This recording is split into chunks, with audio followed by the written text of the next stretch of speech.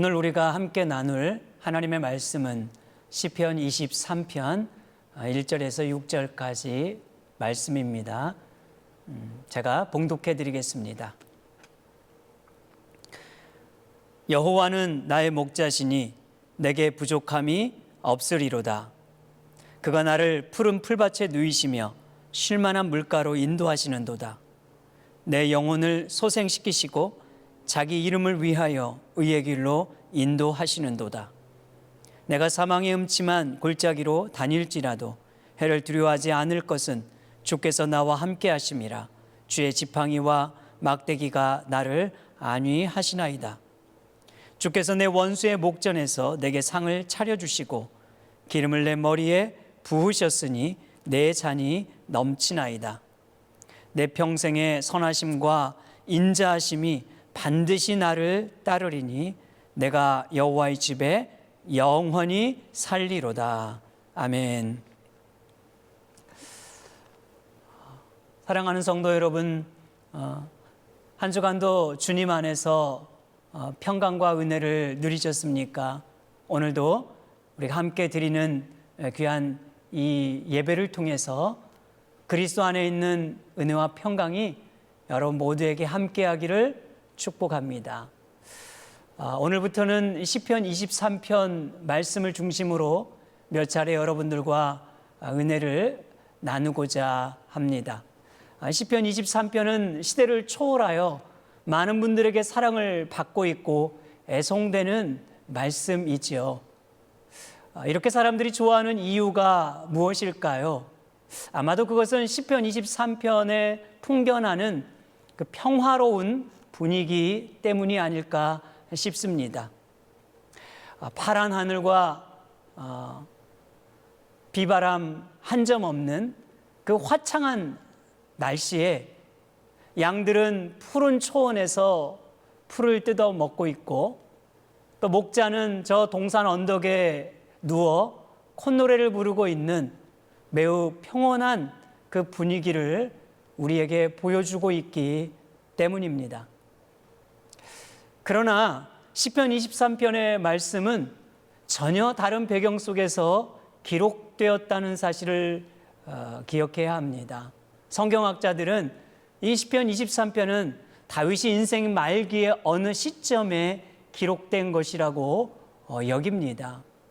다윗이 인생의 모진 풍파와 역경과 시련을 다 통과한 이후에 부른 노래이며 또한 뼛속까지 시리도록 불어닥친 그 인생의 한파 속에서 흔들림 없이 붙들었던 하나님을 향한 신앙 고백이라고 말하는 것입니다.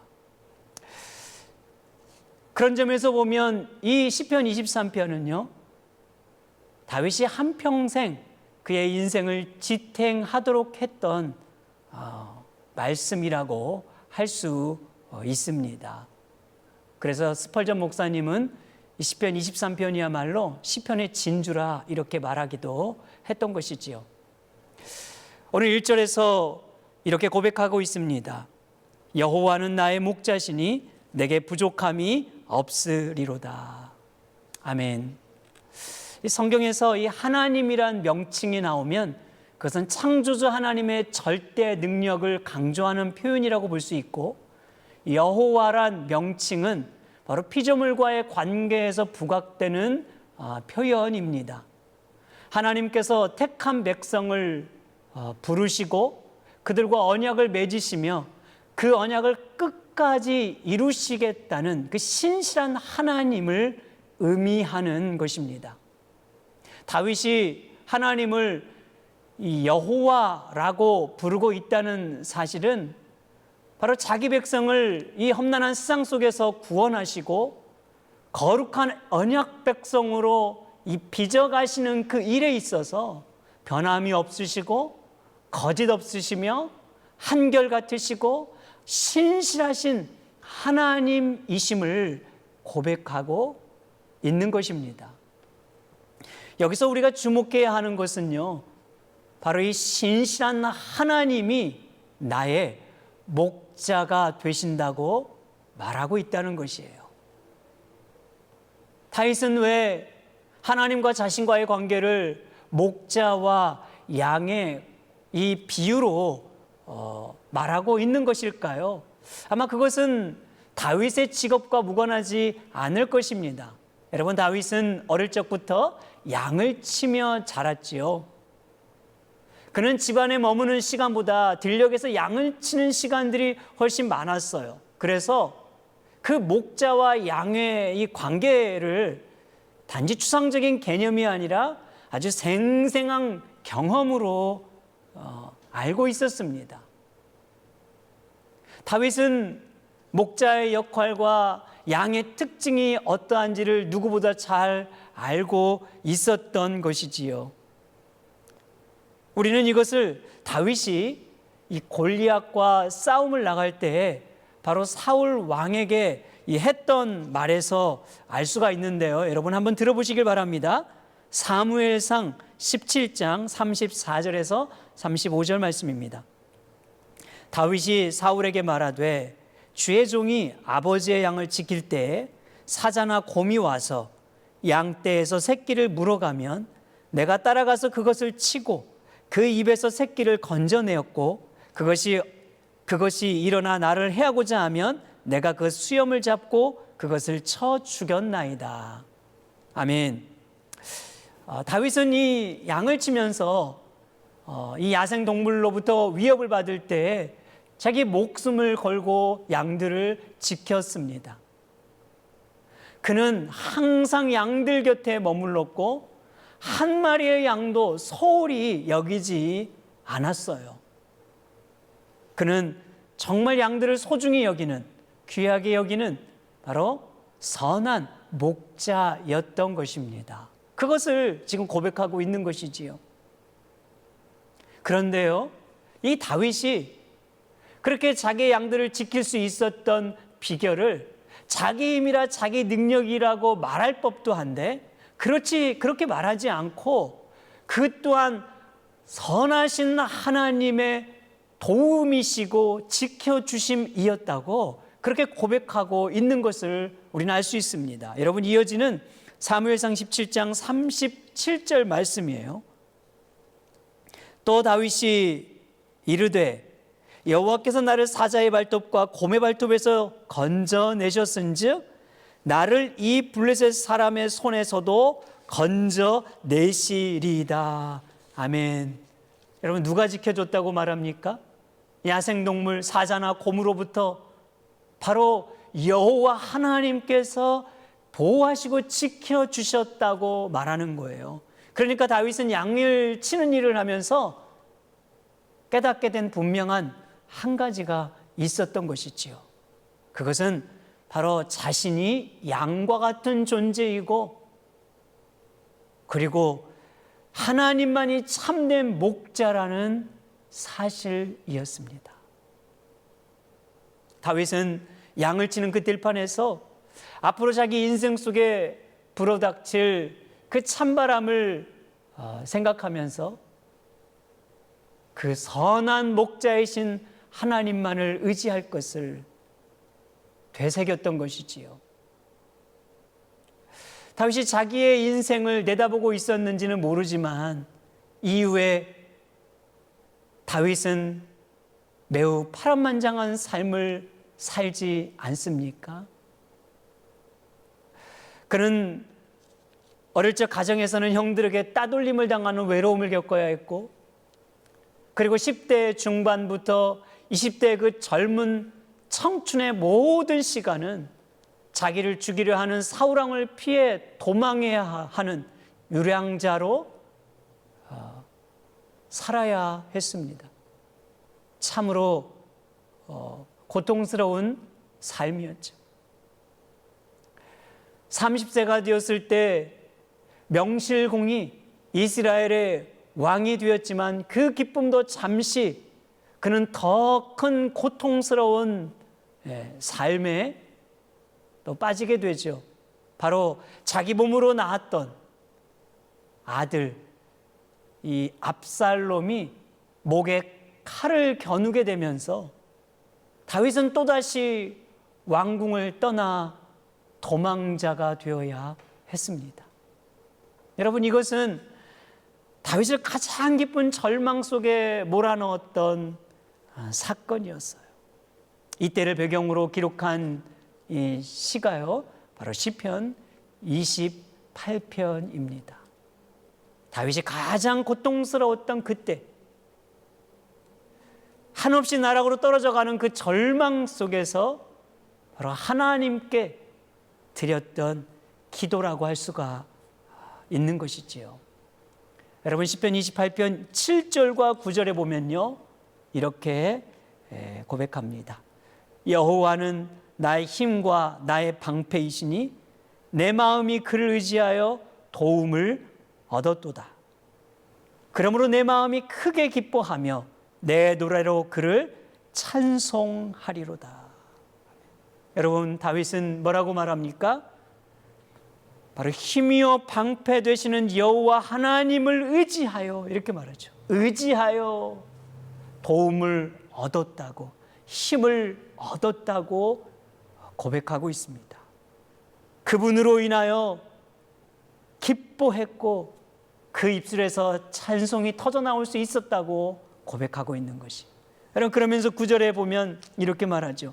주의 백성을 구원하시며 주의 산업에 복을 주시고 또 그들의 목자가 되시어, 그들의 목자가 되시어 영원토록 그들을 인도하소서. 아멘. 여러분, 다윗은 이 극한 상황 속에서도 오직 바로 선하신 목자 하나님만을 의지했던 것입니다.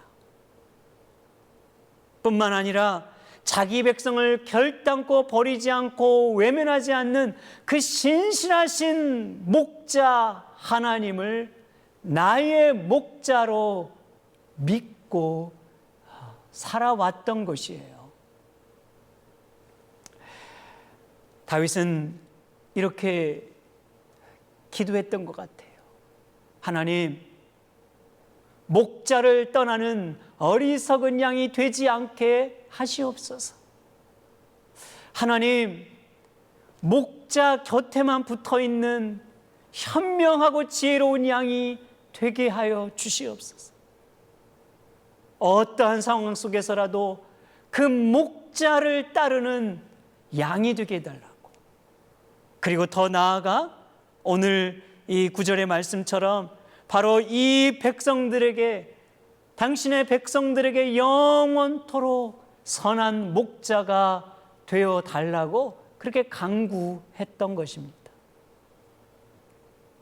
그리고 이제 인생의 황혼기에 접어들었을 때 여호와만이 나의 목자였노라고 고백했던 것이지요.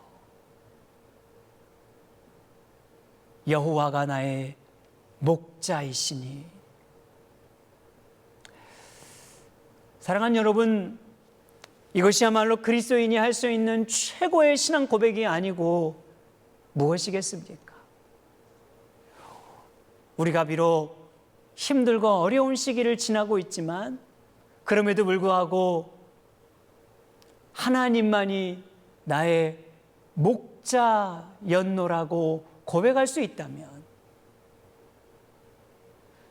누구를 만나던 하나님만이 나의 목자였어요 라고 고백할 수 있다면, 훗날 우리 자녀들 앞에서 얘들아, 내 인생의 최고의 큰 복은 바로 선하신 하나님이 나와 우리 가정의 신실한 목자였다는 사실이었단다 라고 고백할 수 있다면, 그것을 남길 수 있다면, 여러분, 그보다 더 행복하고 축복된 인생이 있겠습니까? 사랑하는 여러분, 저는 오늘 우리 모두가 이 고백을 할 수 있기를 바랍니다. 여호와만이 나의 목자입니다 라는 이 고백 붙들 수 있기를 주님의 이름으로 축복합니다. 그렇다면 여호와를 목자로 삼는 인생의 결과가 여러분 무엇입니까? 부족함이 없는 것입니다. 여러분 이렇게 말하죠. 여호와는 나의 목자시니 내게 부족함이 없으리로다. 아멘. 왜 부족함이 없을까요? 정말 모자람이 없고 모든 것이 만족하고 풍족해서였을까요? 아무 문제가 없어서 그런 것일까요? 그러나 실상 여러분 다윗의 인생은요 정반대였어요. 모자라고 불편하고 부족하고 문제투성이 그리고 시련과 역경의 연속 아니었습니까? 그럼에도 불구하고 무엇이 다윗으로 하여금 부족함이 없었노라고 고백할 수 있게 한 걸까요? 그 힘이, 그 근거가 무엇일까요? 여러분 그것은 양에게는 목자 한 분이면 되기 때문입니다. 양에게는 목자 외에 더 필요한 것이 없어요. 절대적으로 필요한 분이 바로 목자이기 때문이었어요. 여러분 일반적으로 양은 크게 두 가지 약점을 가지고 있다고 해요. 첫째는 방향 감각이 없다고 합니다. 양의 시력은요 3m 정도 앞을 내다볼 수 없을 정도로 매우 나쁘다고 하죠. 그래서 길을 이탈하면 다시 돌아오지를 못하는데요.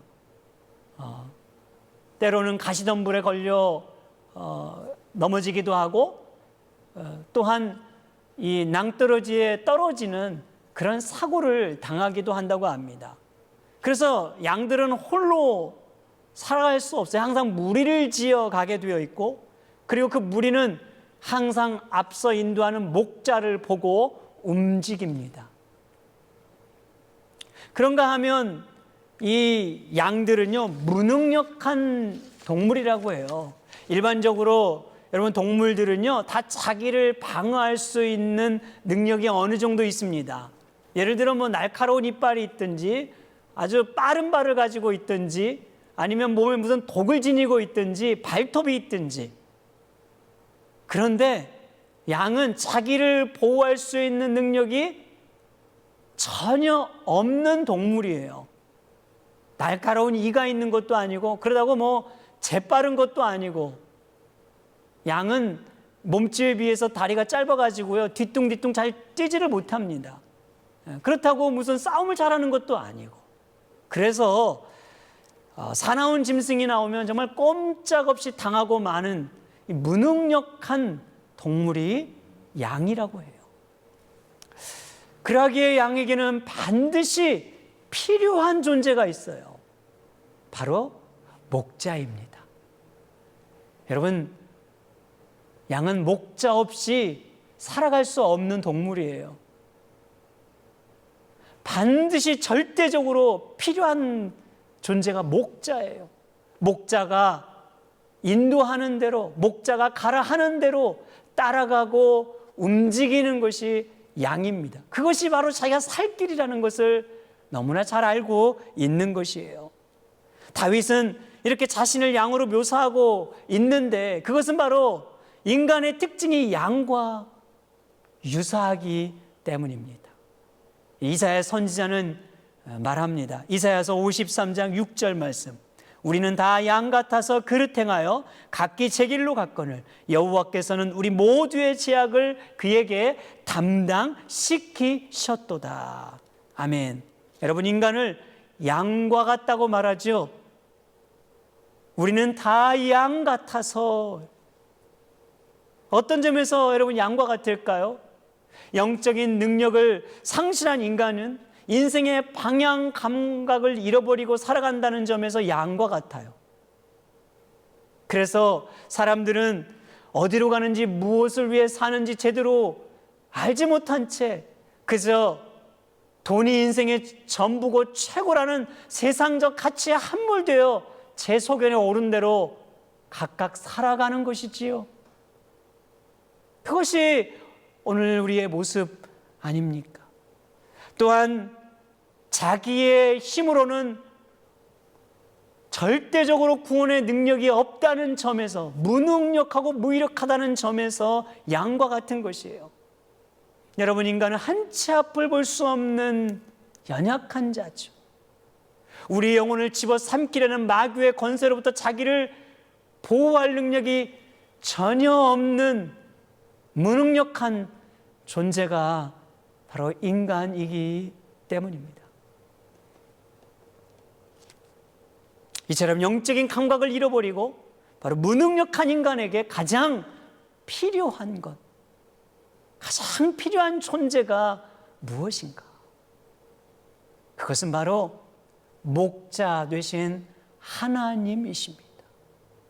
여러분, 양에게는 목자가 절대적으로 필요하듯 바로 이 죄인된 인간에게는 목자 되신 하나님이 절대적으로 필요한 것이에요. 이것이 예수 그리스도께서 선한 목자로 이 땅에 오신 이유입니다. 선한 목자이신 예수님은 어떤 상황에서도 양을 버리지 않고 심지어 그 양을 위하여 자기의 생명을 내어 주신 것입니다. 그리고 풍성한 생명과 풍성한 삶을 보장해 주셨어요. 여러분, 요한복음 10장 10절과 11절 말씀 볼까요? 도둑이 오는 것은 도둑질하고 죽이고 멸망시키려는 것뿐이요, 내가 온 것은 양으로 생명을 얻게 하고 더 풍성히 얻게 하려는 것이라. 나는 선한 목자라. 선한 목자는 양들을 위하여 목숨을 버리거니와. 아멘. 예수님께서 하신 말씀이에요. 나는 선한 목자라. 양들을 위하여 내 목숨을 내어줄 수 있는 목자라고 그렇게 말씀하셨습니다. 여러분, 누가복음 15장 보면요, 잃어버린 한 마리 양을 찾기 위해서 다른 모든 양을 제쳐두고 떠나는 목자에 대해서 우리에게 말합니다. 그죠? 이제 목자가 양을 찾으려고 산과 들을 헤매다 보면은 발을 삐끗할 수도 있고, 또한 이 야생 들짐승을 만날 위험이 있음에도 불구하고 그 모든 위험을 감수하고 목자는 끝까지 양을 찾는 일을 포기하지 않습니다.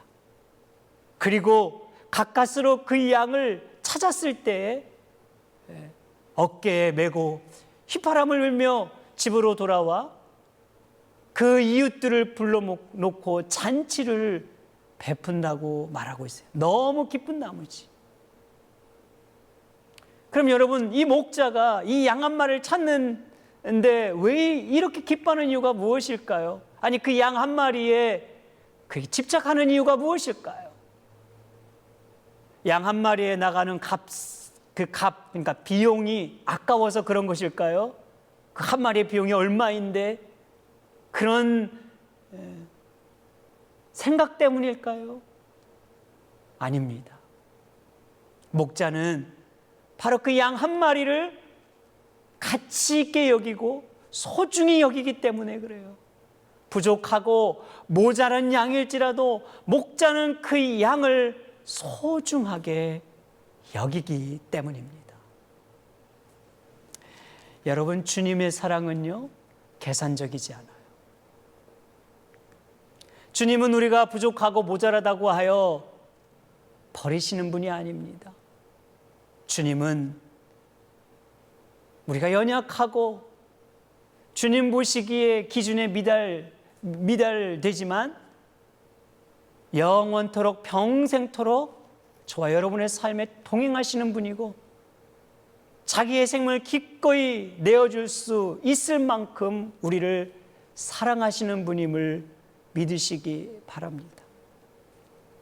왜냐하면 오늘 저와 여러분들을 보배롭고 존귀하게 여기시기 때문에, 그 무엇보다도, 그 어떤 것보다도 비교할 수 없을 정도로 우리를 존귀하게, 우리를 소중하게 여기시기 때문입니다. 그러므로 사랑하는 여러분, 우리가 모든 것을 가졌을지라도 목자이신 예수를 가지지 못하면 이미 모든 것을 잃은 자에 불과하지만, 우리가 많은 것을 잃어버렸을지라도 이 선한 목자이신 예수를 품고 모시고 살아가는 자라면 이미 모든 것을 가진 자와 같습니다. 그러기에 부족함이 없는 거예요. 내게 부족함이 없노라. 사도 바울은 고린도후서 6장 10절에서 이렇게 말씀했습니다. 근심하는 자 같으나 항상 기뻐하고, 가난한 자 같으나 많은 사람을 부욕해 하고, 아무것도 없는 자 같으나 모든 것을 가진 자로다.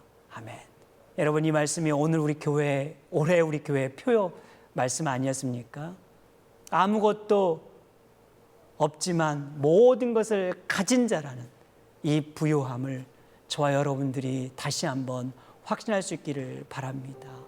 여호와는 나의 목자시니 내게 부족함이 없습니다 라고 고백하며 이 한 주간도 우리가 믿음 안에서 승리할 수 있기를 주의 이름으로 축복합니다. 기도하겠습니다.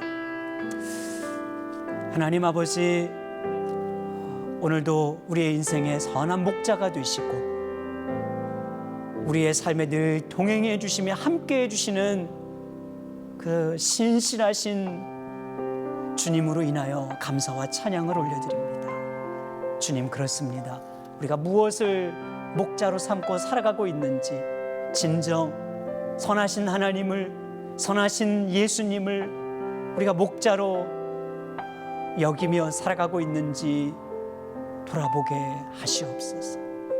어렵고 힘든 이때에 다시 한번 신실하시고 변함없으신 그 예수 그리스도를 의지하고 그 하나님 아버지를 우리가 목자로 삼고 넉넉히 이겨내는 우리 모든 성도들이 되도록 함께하여 주시옵소서. 예수님의 이름으로 기도하옵나이다. 아멘.